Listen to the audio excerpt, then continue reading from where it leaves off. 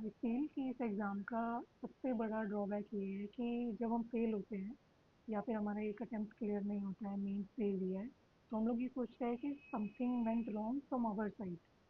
But कभी भी हम ये नहीं देखते, हम सोचते हैं कि यार क्या नया कर लें, क्या कंटेंट ले लें कि अगली बार हेल्प कर दे। इस चीज़ में हमें ये सोचने की ज़रूरत है, जैसे हम लोग को सर सजेस्ट करते थे कि जो चीज़ खराब नहीं है उसे सॉल्व करने की ज़रूरत भी नहीं है, तो आप खुद से कंप्लीट करो।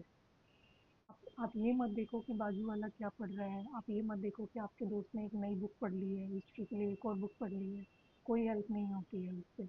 आप ये देखो कि आपने लास्ट अटेम्प्ट में क्या मिस आउट कर दिया, अगर नहीं मिस आउट किया है तो क्या लैक रह गया है, उसको फिल करने की कोशिश करो, खुद को इम्प्रूव करने की कोशिश करो through out the exam process.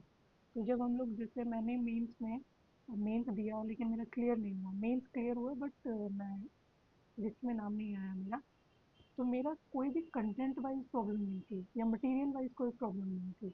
मेरी प्रॉब्लम हुई कि मेरे पास थोड़ा सा लिमिटेड टाइम था, तो रिवीजन में कमी रही, तो मैंने उस पर काम किया। सर ने मुझे सजेस्ट किया कि हमें कंटेंट के पीछे भागने की ज़रूरत नहीं है, हम बस ये करेंगे कि कुछ क्वेश्चन हमारे बहुत बेटर हो सकते थे कि हमें उस टाइम पे चीज़ें याद नहीं है। जैसे फॉर एग्जांपल अगेन मैं लॉ की बात करूँगी कि मुझे केस याद नहीं थे, तो मेरे क्वेश्चन ऐसे थे कि थियरी थियरी थी, कॉन्क्रीट केस होते, कॉन्क्रीट आर्टिकल नंबर होते, तो और अच्छा नंबर मिलता।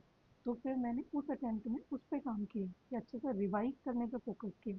और मैं यही सजेस्ट करूँगी कि जब आप एक अटेम्प्ट आपका क्लियर नहीं होता है तो डोंट लूज़ योर हार्ट, या फिर आपसे ये मत सोचो कि आपकी तरफ से कोई कमी रह गई है। आप एक बार अपने मटेरियल को दोबारा से देखो, उसको रिवाइज करो, सिंगल सोर्स रखो, अपना बेस रखो, मटेरियल को बहुत क्रिस्प रखो और उसको रिवाइज करते रहो, रिवाइज करते रहो, इवेंचुअली वो हेल्प करता है।